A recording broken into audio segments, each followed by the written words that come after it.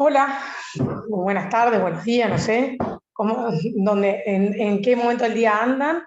Mi nombre es Lorena Pardo y yo soy profesora adjunta del Departamento de Bacteriología y Virología, y también soy profesora adjunta de la Clínica Pediátrica C, y hoy vamos a estar conversando acerca de las hepatitis virales.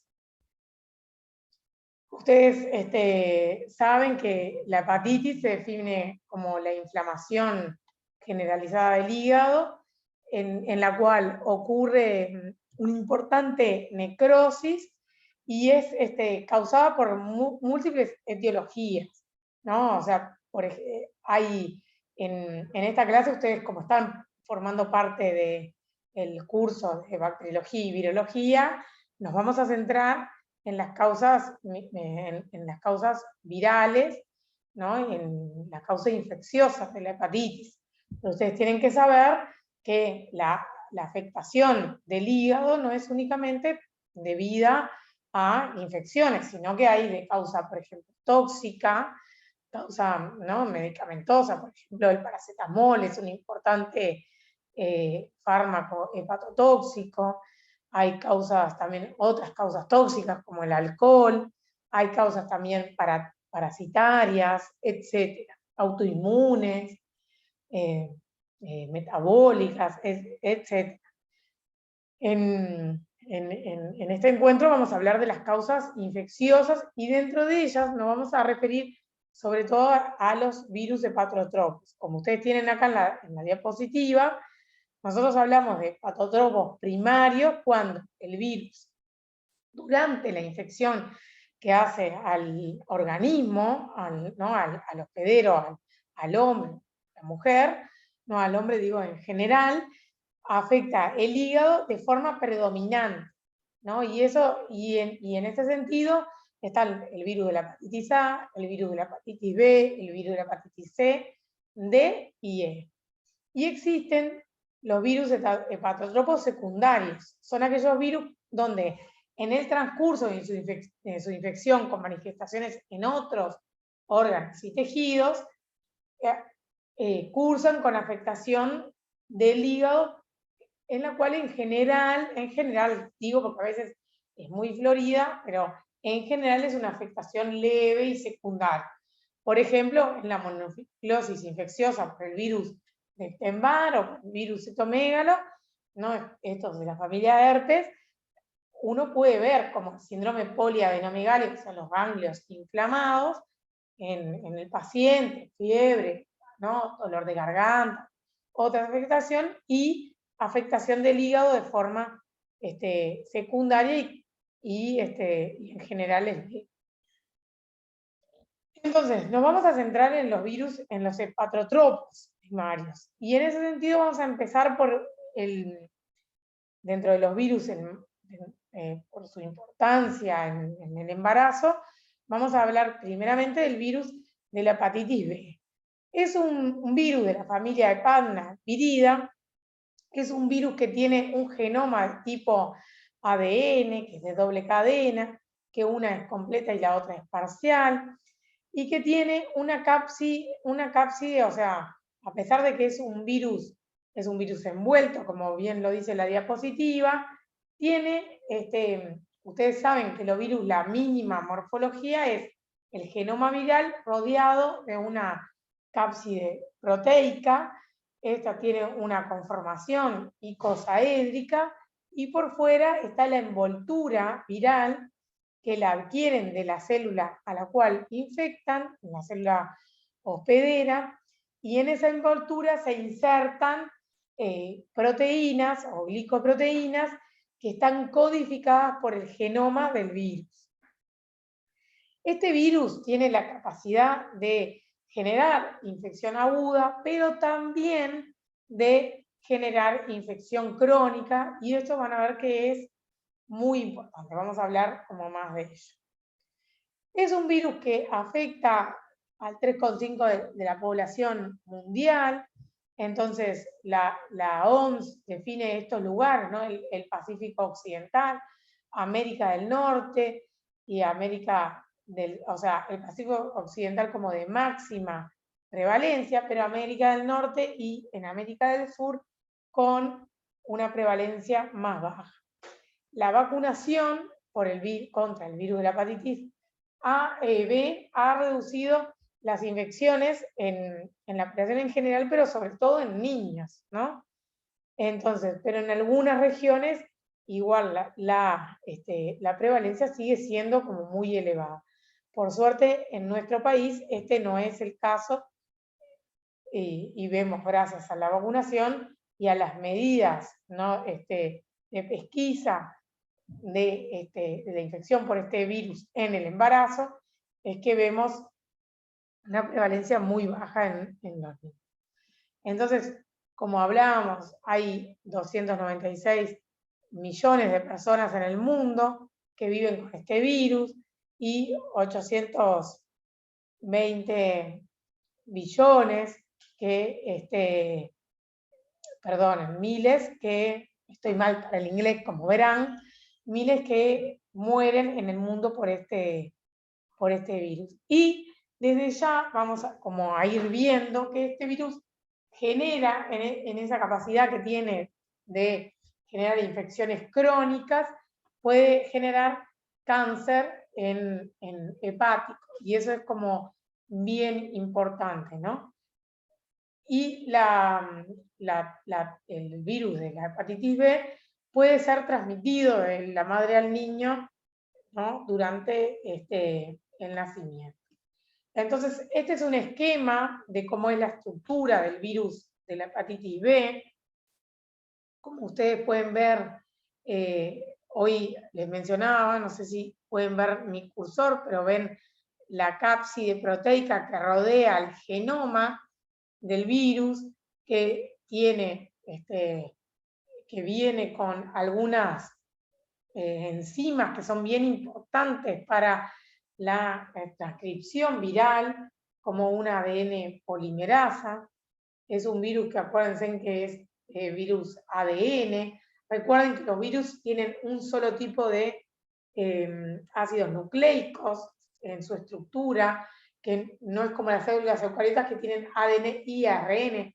Los virus tienen solamente un tipo, y este es de tipo ADN, y que por fuera hay una envoltura, que es esta bicapa lipídica que toman a partir de cuando brota de la célula hospedera, se lleva con la bicapa lipídica, y que en él se insertan proteínas que ahora vamos a ver cuál es la importancia, entre ellos el antígeno de superficie o el antígeno S, que después vamos a ver su importancia en el diagnóstico y en el diagnóstico y en la patogenia de este virus.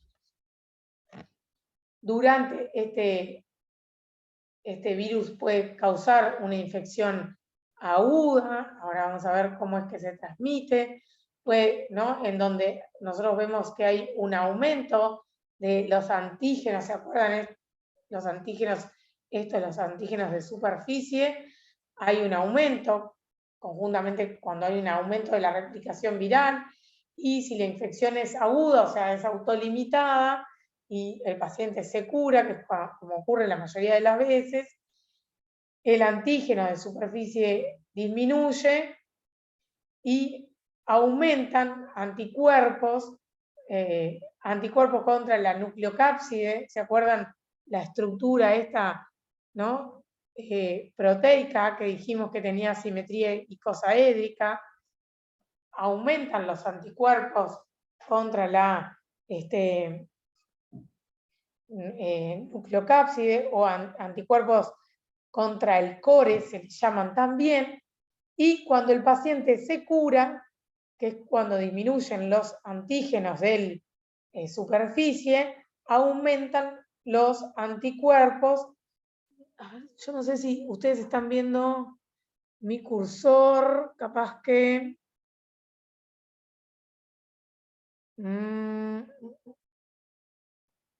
ahí está. Están viendo como el cursor de la computadora, ven que aumenta cuando disminuyen los antígenos contra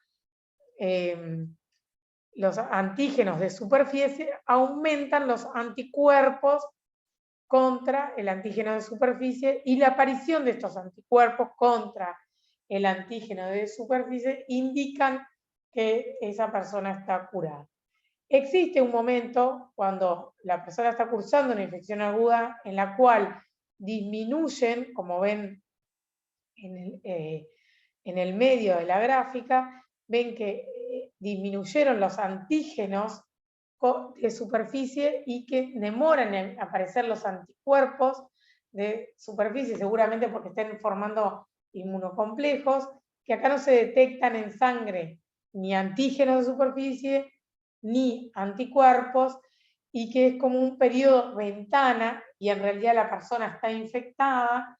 Uno puede detectar en sangre los anticuerpos contra el core, ¿no? Y en este periodo ventana, los anticuerpos contra el core tienen una relevancia muy importante. ¿Por qué les explico todo esto en detalle? Porque ustedes, la serología contra el virus de la hepatitis B es súper importante y ustedes la solicitan en los distintos trimestres del embarazo. Entonces, interpretar la serología para la hepatitis B es bien importante. Hablamos de infección aguda cuando tenemos el antígeno de superficie o cuando tenemos anticuerpos contra el core y solamente anticuerpos contra el core, nos encontramos como en esta situación del periodo ventana que les mencioné. Pero también hablamos de que el virus de la hepatitis B puede generar una infección crónica. Entonces, como ustedes ven, el antígeno, que es el primer, ¿no? en la línea roja, el antígeno de superficie permanece como por un periodo elevado de tiempo, que se toma arbitrariamente más de 6 meses, ¿no?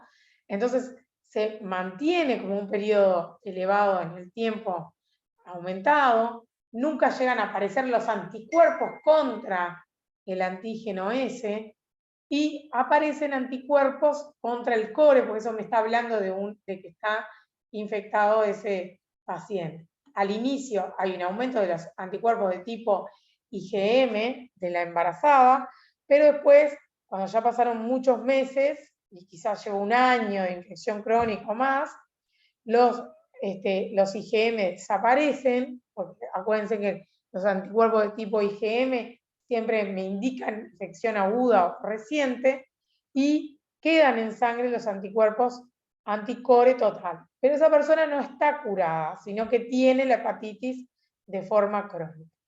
¿Cómo nos damos cuenta si el virus se está replicando de forma activa, o sea, se está multiplicando? Y eso en general, cuando hay multiplicación viral, hay daño, ¿no? Porque puede estar infectando el hígado, pero de forma crónica, pero de forma latente, o sea, estar con una mínima replicación viral y no generar mucho daño.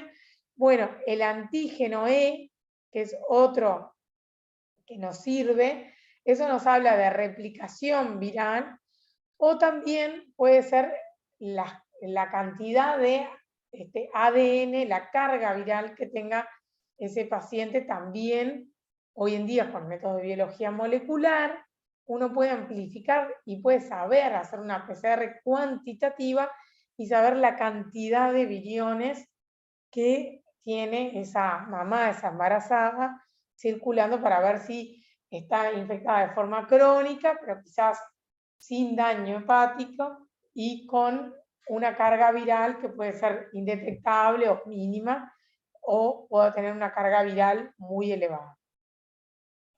Ustedes cualquier cosa que no entiendan me pueden como escribir, yo les voy a dejar al final de la presentación mi mail para que hagan cualquier duda que tengan.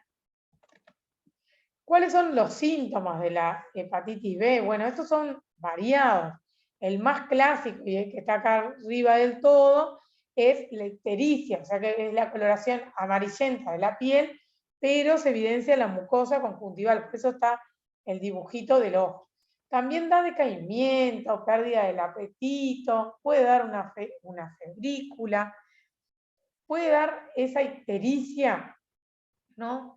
Que es secundaria a este trastorno, ¿no? Que se da en el metabolismo de la bilirrubina, puede dar una orina colúrica, que es una orina con el color de Coca-Cola, de la Coca-Cola, ¿no? Una orina oscura, y puede generar unas materias alcohólicas, que son unas materias con el color como de la arcilla, un color blancuzco, ¿no? No las materias marrones, sino como con un color más blancuzco. También da náuseas, vómitos, dolor de cabeza, puede dar menos frecuentemente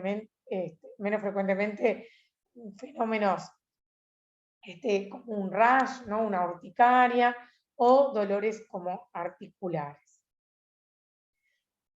¿Cuál es la importancia? ¿Por qué nos importa tanto en el embarazo? O sea, la hepatitis B, porque si la progresión a la hepatitis crónica, hoy hablamos que algunas personas hacen hepatitis aguda y que hay algunas que hacen hepatitis crónica, y bueno, ven acá que un 5% de los adultos que contraen la hepatitis van a hacer hepatitis crónica, pero miren cómo cambia el porcentaje si la hepatitis se adquiere en las etapas precoces de la vida. Vean, en los lactantes, si adquieren hepatitis B, la mitad van a hacer una hepatitis crónica, pero miren los neonatos, cuando la vía es connatal, miren el porcentaje elevadísimo de progresión en la hepatitis crónica.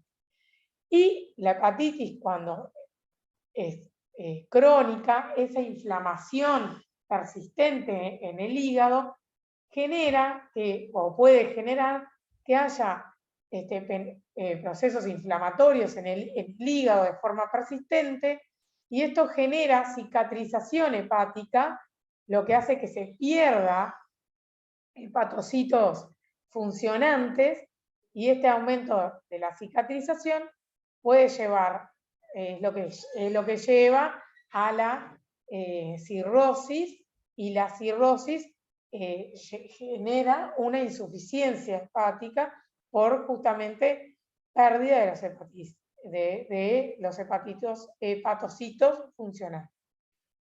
Esta continua inflamación, y cuando se genera la enfermedad cirrótica, está continuamente estimulando al hepatocito, y eso puede ser que algunos se quieran como multiplicar de forma descontrolada, sin tener la autorregulación, y se multipliquen de forma desmedida, y esto dar origen al cáncer de hígado o carcinoma hepatocelular. Entonces, fíjense que una enfermedad que nosotros podemos como prevenirla, toda esta progresión, como esta es la historia natural de esta enfermedad, si uno no actúa a los distintos niveles. Por supuesto que hay tratamiento, o sea, por supuesto no es por supuesto, pero existe tratamiento para la hepatitis B crónica, pero mucho mejor es no tenerla y evitarnos todos estos pasos. Por supuesto que si nosotros detectamos una embarazada que tiene hepatitis, o sea, en conjunto con el especialista, que es el hepatólogo y el infectólogo, podemos evaluar cuál es la mejor, ¿no? Si está en oportunidad de tratamiento, y indicarle el mejor plan, sin embarazo o con embarazo.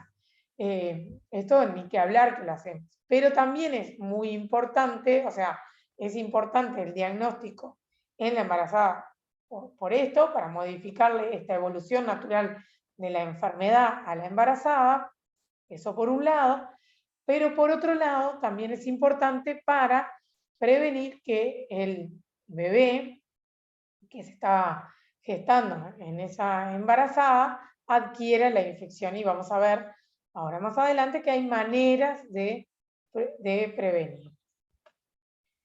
¿Cómo se transmite el virus de la hepatitis B?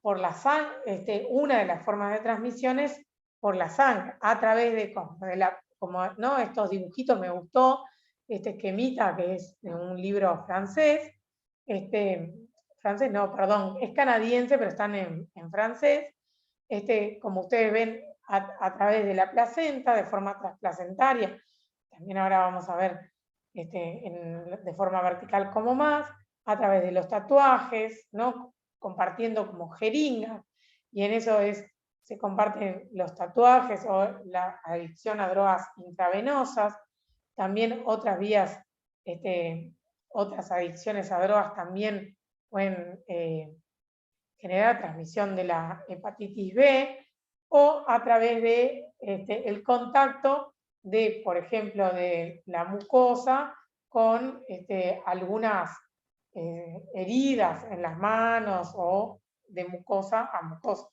Por eso es bien importante, por ejemplo, cuando ustedes están asistiendo a un parto, que utilicen medidas, ¿no? Métodos de barrera. Ustedes van a poner una sobretúnica, van a usar guantes para cubrirse las manos, por si tuvieran alguna herida en las manos, porque cuando están en contacto con las secreciones, con la sangre de la embarazada, se van a colocar lentes o antiparras para que la sangre o los fluidos de la embarazada no le salpique las mucosas, porque ya es bien importante entonces esta vía de transmisión. El virus de la hepatitis B es mucho más transmisible, por ejemplo, que el VIH. Entonces, bueno, es como muy importante conocer cómo se transmite para saber cómo uno lo previene. También es importante la vía de transmisión sexual, entonces a través del sexo anal, vaginal o sexo oral, cualquiera de estas formas previenen si uno no utiliza métodos de barrera, como el preservativo femenino o masculino, y menos frecuentemente, pero también a través de fomites como algunos juguetes sexuales, etc. Entonces, en el embarazo, ¿cuáles son como las principales situaciones en el embarazo? Entonces, la mujer que ya tiene diagnóstico de hepatitis B y ya recibía tratamiento antiviral, entonces seguramente ustedes no se topen con esa situación, porque es una situación que obliga a que el ginecólogo o el médico o el profesional que está asistiendo y controlando ese embarazo se junte con otros especialistas, como les mencionaba, el infectólogo o el IO, el hepatólogo, y entonces como nos sentemos a repensar si es necesario continuar con ese tratamiento antiviral que recibía o no, y si es necesario continuar con el tratamiento antiviral, cuál es la mejor opción para disminuir la toxicidad a ese feto en formación, que hoy en día existen drogas, no voy a entrar en eso, porque me parece que excede los objetivos de este encuentro, pero que existen medicamentos que se pueden utilizar en el embarazo. No siempre es necesario continuar con ese tratamiento, pero de ser necesario, bueno, existen drogas que se pueden utilizar. Y me parece que esta es como la otra situación, es una mujer que se controla el embarazo y que ustedes le diagnostican, ¿no?, el virus de la hepatitis B a través de las rutinas, estas que ustedes le solicitan. Entonces, que ya hablamos cuáles eran los marcadores que hacían diagnóstico de hepatitis B en el embarazo, ¿no? Cuáles son los marcadores que indican infección, porque ahora vamos a ver que hay algunas situaciones que pueden confundirnos un poco en cuanto a la serología, pero eso ya lo mencionamos previamente.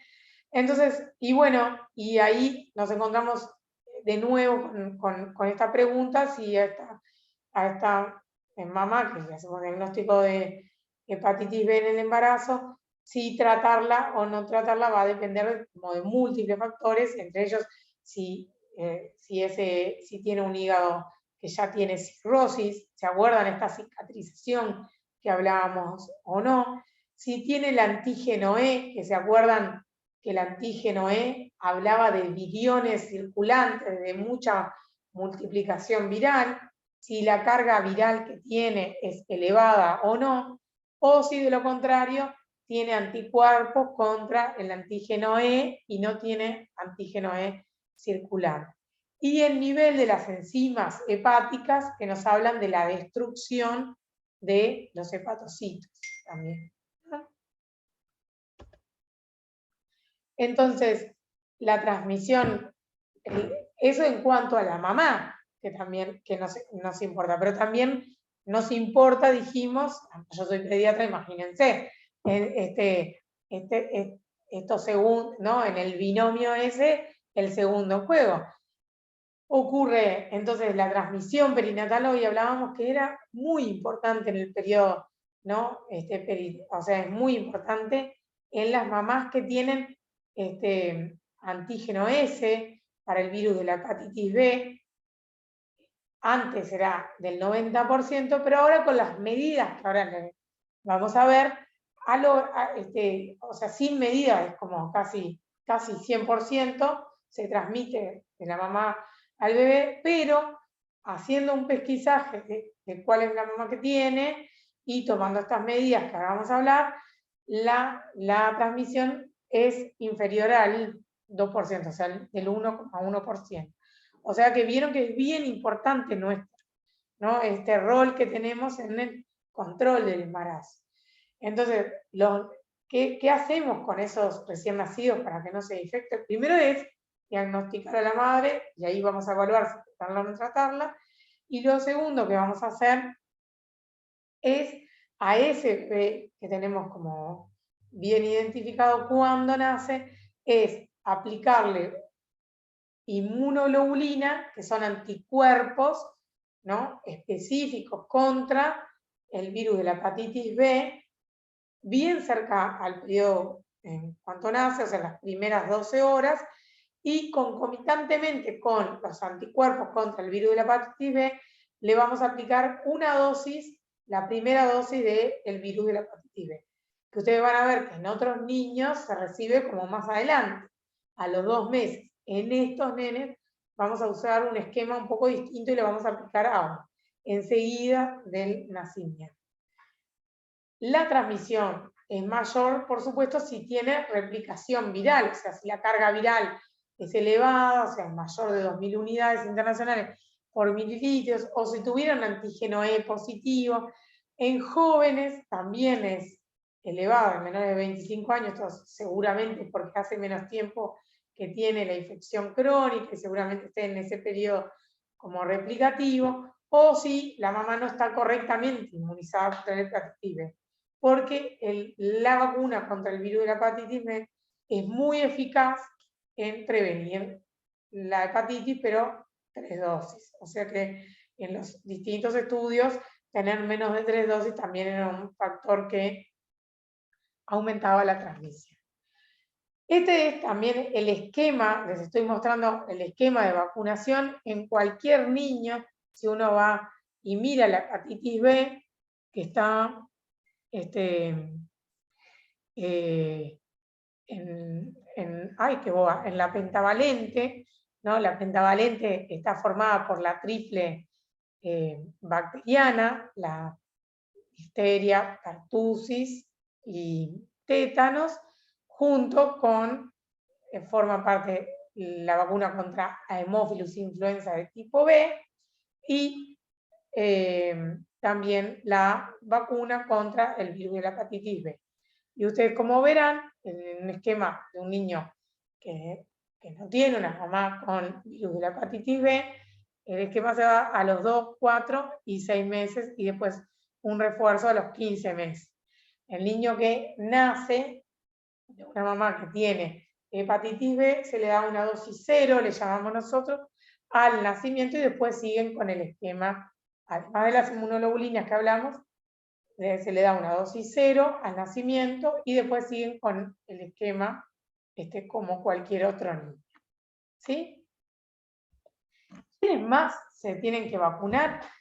Además, no hablamos, pero la vacuna de la hepatitis B es una vacuna que está hecha con ingeniería genética y lo que nos inyectan es la proteína, solamente la proteína, esa que está inserta, ¿se acuerdan que en la superficie del virus, la proteína S o el antígeno de superficie? Solo eso nos inyectan, no nos inyectan nada más del virus, ¿no? Es una vacuna que está realizada con ingeniería genética, es una vacuna recombinante, la cual le clonaron el gen de la proteína S y se lo inyectaron a una levadura y ese hongo produjo proteína S, una cantidad en toneladas, y entonces una fracción se purifica y nos inyectan solamente la proteína S.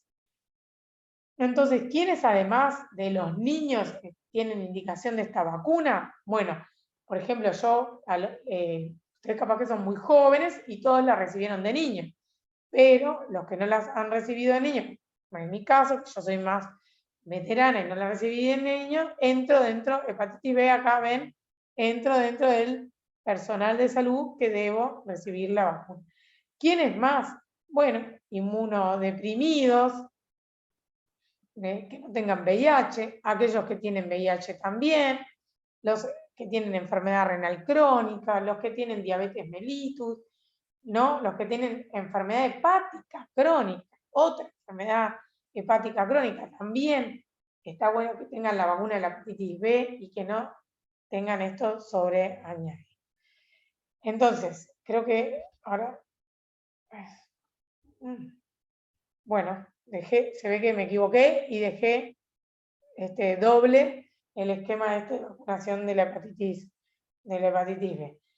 Entonces, esto por acá de la hepatitis B. Vamos con otro virus hepatrotropo, que es el virus de la hepatitis A.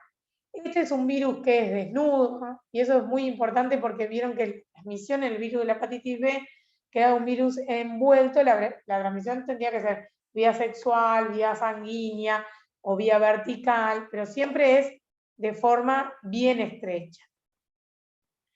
El virus de la hepatitis A es un virus desnudo. Entonces, eso habla, al ser un virus desnudo con simetría icosaédrica, acá van a ver, ¿vieron el dibujito, el A, que es un dibujo como una reconstrucción en 3 dimensiones, lo que es las proteínas que forman esa estructura que rodea el genoma del virus de la hepatitis A, es desnudo y es muy resistente.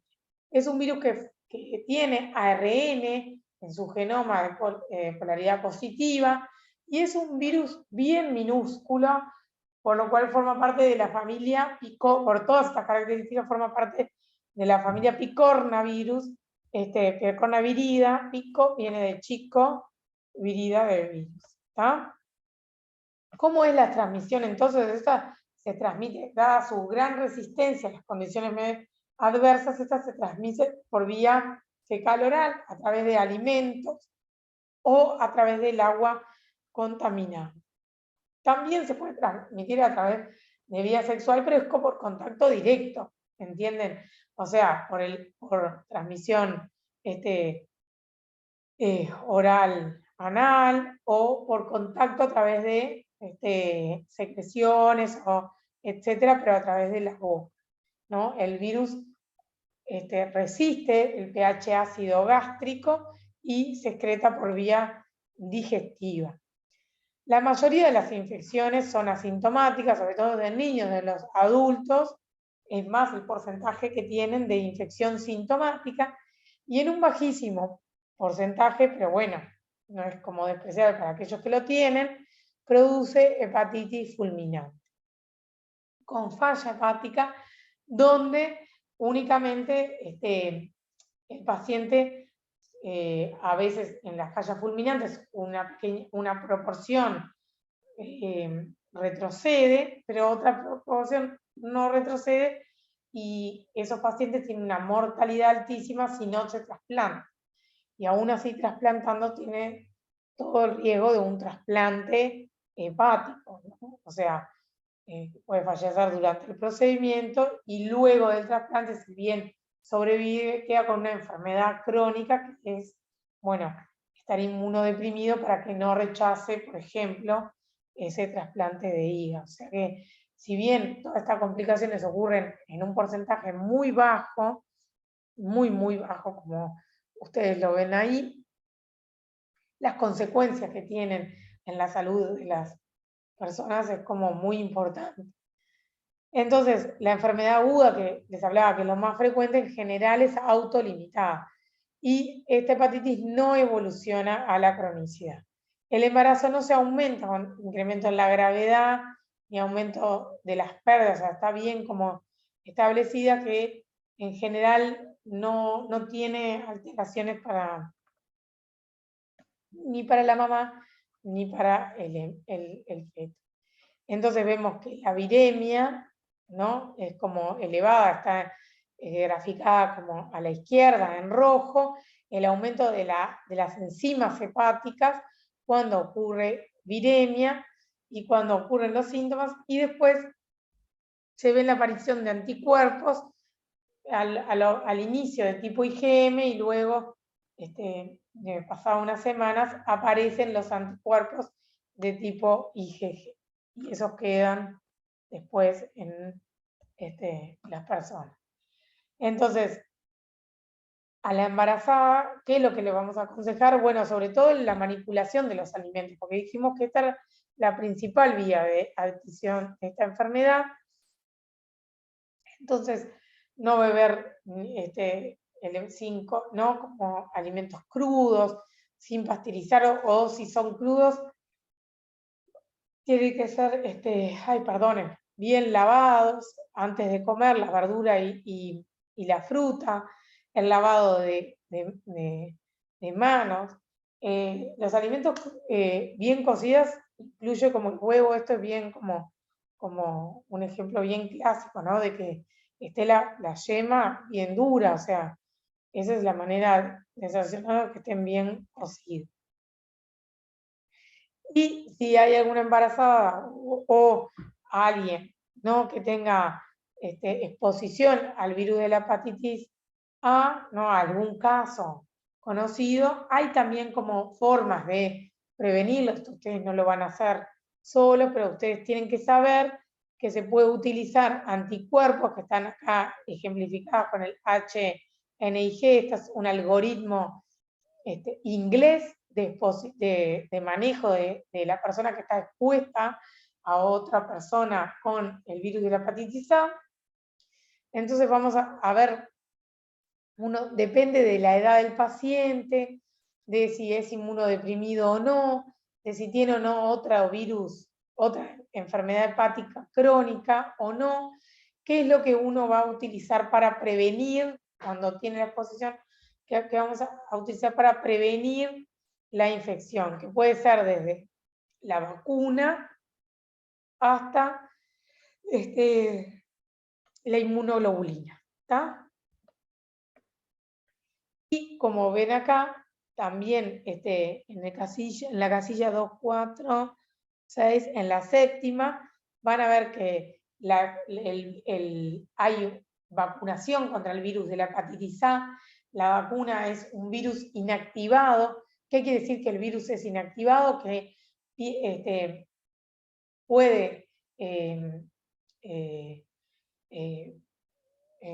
puede generar una reacción inmune, pero no puede multiplicarse y por lo tanto no puede generar daño, no puede multiplicarse en las células hospederas.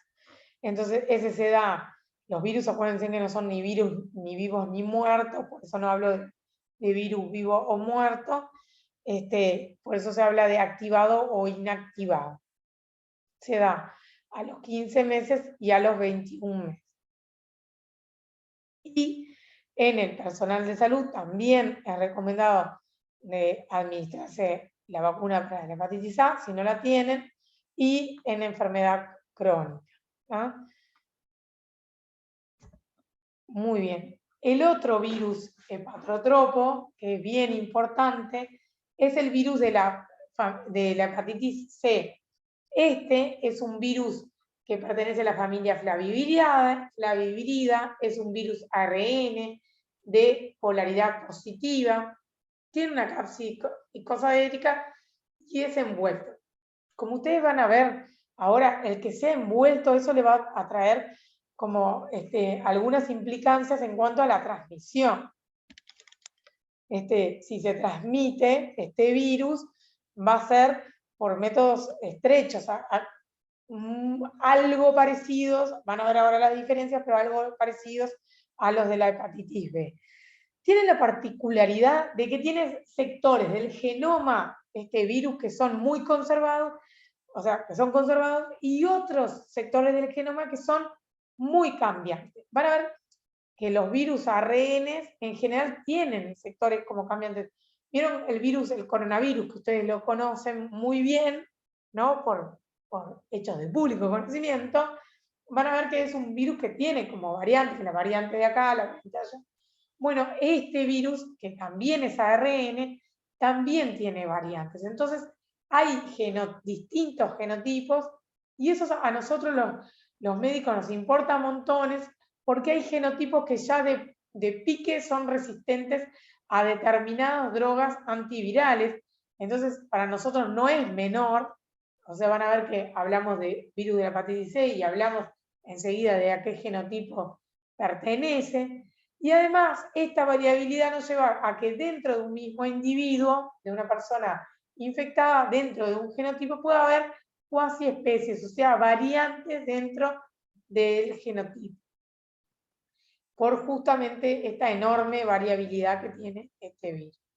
¿Cómo se transmite el virus de la hepatitis C? Por vía parenteral, sobre todo a través de fluido. Entonces van a ver que es re importante en despistarlas en pacientes, en embarazadas, que en todas, ¿no? Forma parte de los controles, uno lo va a hacer el despistaje en todas, pero no podemos olvidarnos de, sobre todo, en pacientes que están en hemodiálisis, ¿no? O que reciben frecuentemente hemoderivados. Por ejemplo, algún paciente que le falte algún factor de la coagulación, como los hemofílicos, ¿no? O aquellos pacientes que fueron muchas veces transfundidos. Entonces, en eso es bien importante despistar este virus. Entonces, se transmite también por vía sexual, se transmite, pero es muy infrecuente, y de forma perinatal también es muy infrecuente. Y no está documentada la transmisión a través de la lactancia, ¿no? ¿Cuáles son los factores favorecedores para que aumente este porcentaje de transmisión del virus de la hepatitis C, que dijimos que por vía vertical era raro, pero podía producirse?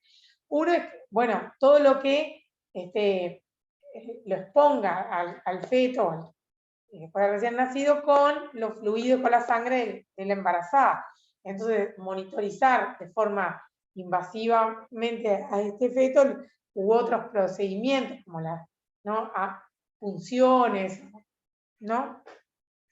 Amniocentesis, etcétera, o la ruptura prematura de membrana, todas esas cosas se asocian con aumento de la transmisión. Y no se asocia con la vía del parto, ¿no? Con el tipo de genotipo del virus de la hepatitis C, o con amamantar.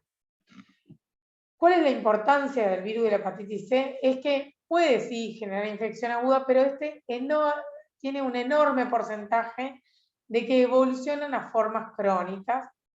Y acuérdense que la hepatitis crónica acuérdense en todas las consecuencias que llevaba, ¿no? Desde esa constante inflamación del hígado, ¿no? Y pudiendo ocasionar, ¿no?, la cirrosis y factor favorecedor para el cáncer también de hígado. La transmisión en embarazo es hasta en el 5% de las madres que tienen ARN con el virus de la hepatitis C y aumenta si tiene además VIH esa mamá. En el diagnóstico, bueno, va a depender un poco de la edad del paciente. Ustedes, las mamás que son mayores de 18 meses, yo los niños tan chiquitos, menores de 18 meses, los bebés, acuérdense, en las mamás se busca serología, entonces ustedes le piden serología para la hepatitis C, entonces pueden detectar anticuerpos contra la hepatitis C. Y después lo vamos a confirmar con encontrar el genoma del virus, o sea, el ARN del virus de la hepatitis C. Acuérdense que los anticuerpos atraviesan la placenta, entonces yo, que soy pediatra, a un bebé nacido de una mamá con hepatitis C, no le puedo pedir serología porque no sé si los anticuerpos que detecto en el bebé son de la mamá o son los del bebé. Entonces directamente le voy a pedir ARN del virus, ¿no? Voy a utilizar métodos directos o de biología molecular. Bueno, muy bien. Y siguiendo y un poco terminando, como el encuentro de hoy, por último está el virus de la hepatitis E, que es un virus también desnudo, que se transmite fecal-oral como el virus de la hepatitis A, que la transmisión interpersonal es como muy rara y está frecuentemente asociada como a alimentos, al agua contaminada, pero sobre todo a alimentos de tipo, está muy vinculada con la transmisión a través del cerdo y la carne de cerdo. Que además, nosotros hemos visto, o sea, es una carne que dentro de las carnes no es como muy costosa, entonces la población en general ha aumentado el consumo de carne de cerdo. Entonces, ¿cuál es la importancia en el embarazo? Es que puede generar una hepatitis aguda, pero puede generar una hepatitis fulminante. Y la mortalidad de esta hepatitis fulminante, que es baja en la población general, aumenta un disparate en las mujeres embarazadas. Esta sí es como bien importante si adquieren esta infección en el embarazo. Por eso es re importante, me parece, el rol que tenemos los que asistimos a las embarazadas, es tomarnos unos minutos y hacer una consejería adecuada de cómo tiene que ser la manipulación de los alimentos. Es como muy importante. Bueno, y terminando un poco por acá, este es mi mail. Espero que esta clase les haya servido. Me encantaría si en el EVA me dejan alguna sugerencia o si me hacen llegar al mail alguna duda o alguna sugerencia, intentaré contestarlo, o algo que no haya quedado claro, intentaré aclararlo, contestarlo lo mejor que pueda. Muchas gracias y bueno, hasta prontito. Hoy.